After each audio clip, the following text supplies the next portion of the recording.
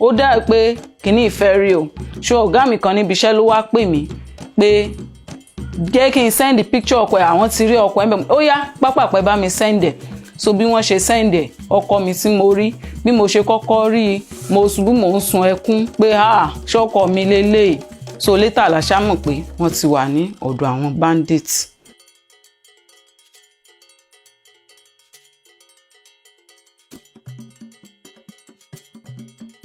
Orúkọ mi ni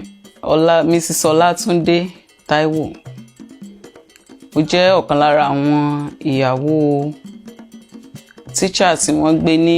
àwòrán ẹ̀ṣẹ́lẹ̀ ní ìjọba ìbílẹ̀ Oríire local government Ọ̀yọ́ state. One of our compound family wọ́n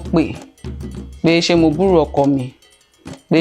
ṣé wọ́n lọ sí school mo ní wọ́n lọ sí school. Wọ́n ní àwọn ń pe nọ́mbà wọn pé kò lọ pé tí wọ́n bá wà ní school pé àwọn fẹ́ bá wọn sọ̀rọ̀ pé wà urgent pé nọ́mbà wọn lọ. Mo ní àìmí àtọkọ mi ṣe sọ̀rọ̀ tán níbi 9:04 ni pé màá pè wọ́n pé mo máa pè wọ́n kò tó 15 minutes sígbà tẹ́mi àtọkọ mi sọ̀rọ̀ tí ẹnìyẹn fi pè mí. Mo wá ní bọ̀ tí mi bá rí wọn pé ó ní ẹni tí mo máa ń pè tó jẹ́ ara wọn tí wọ́n jọ ń ṣiṣẹ́ so bí mo ṣáàṣe pé nọ́mbà wọn nìyẹn kò lọ. Mo bá pe ọ̀gá àwọn tí wọ́n jọ wà níbi iṣẹ́ hello Mr. Ọláṣẹ́gẹ́ wọ́n ní mo ní ọkọ mi ńkọ́ wọ́n ní wọ́n wà ní àlàáfíà pé wọ́n ṣẹ̀ kúrò ní ọ̀dọ̀ àwọn nìtọ̀ family wọn kan fẹ́ bá wọn sọ̀rọ̀ bí ẹni kí wọ́n tètè pè mí sínsìn pé wà urgent so wọ́n ní àwọn máa rán ọmọ kan lọ síbẹ̀ so mo ní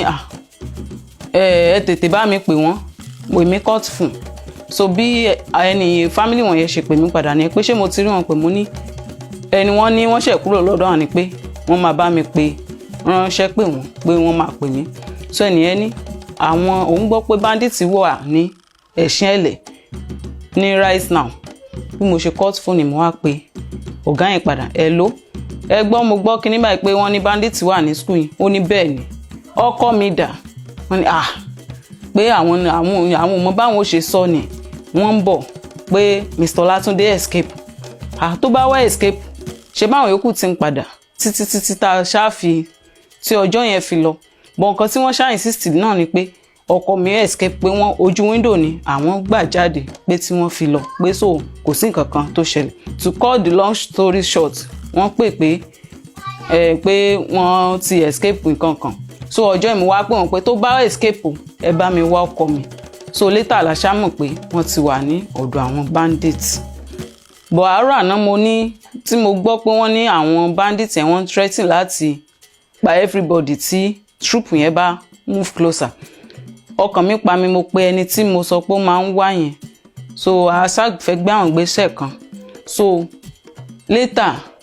mo kàn wá ní kí n update wọn lórí àwọn gbèsè tá fẹ́ gbé ni mo pè wọ́n pìkẹ́ so bọ́n ṣe wá pè padà with hope pé wọ́n fẹ́ sọ fún mi pé àwọn rí miss call mi ò kí n dẹ̀ sọ nǹkan tí mo fẹ́ sọ fún wọn so the next tán máa sọ fún mi ni pé ṣé mo ti gbọ́ mo ní pé kí ni wọ́n ní kọ́lọ̀ ń jẹ́ kí ròyìn táwọn ń gbọ́ èkó jẹ́ bẹ́ẹ̀ ni o àmì náà mo sáà ń ṣe títí tán ṣáàfi kọ́ọ̀tù fún so mo wá ní bí mo ṣe kọ́ọ̀tù fún báyìí ní oríṣiríṣi kọ́ ìyálé mi ní àtọ̀ rẹ̀ everybody náà ṣáà ń pè mí hello yẹlí ṣé lóòótọ́ ni mo ní àmì o eléyàsọ ṣé wọ́n ní wọ́n ti release wọn màá láàmì torí àwọn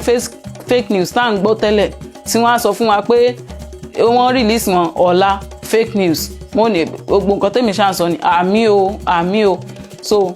tí kọ́ yẹn ṣáà ṣe pọ̀ mo ní ó dá pé kíní ìfẹ́ rí o ṣé ọ̀gá mi kan níbi iṣẹ́ ló wá pè mí pé jẹ́ kí n send picture ọkọ ẹ̀ àwọn ti rí ọkọ ẹ̀ bẹ́ẹ̀ ó yá pápápẹ́ bá mi send ẹ̀ so bí wọ́n ṣe send ẹ̀ ọkọ mi tí mo rí bí mo ṣe kọ́kọ́ rí i mo ṣubú mò ń sun ẹkún pé ṣọ́kọ mi lélẹ́yìí condition tí mo rí wọn yẹn ó lágbára mi tí bá ṣe tó ti dáhùn mọ́ tẹ́lẹ̀ òyìn ò fẹ́ dáhùn mọ́ mọ́ bọ̀ mo dúpẹ́ lọ́wọ́ Ọlọ́run pé bí wọ́n ṣe kó wọn lọ láàyè bẹ́ẹ̀ náà ni wọ́n ṣe padà wá láàyè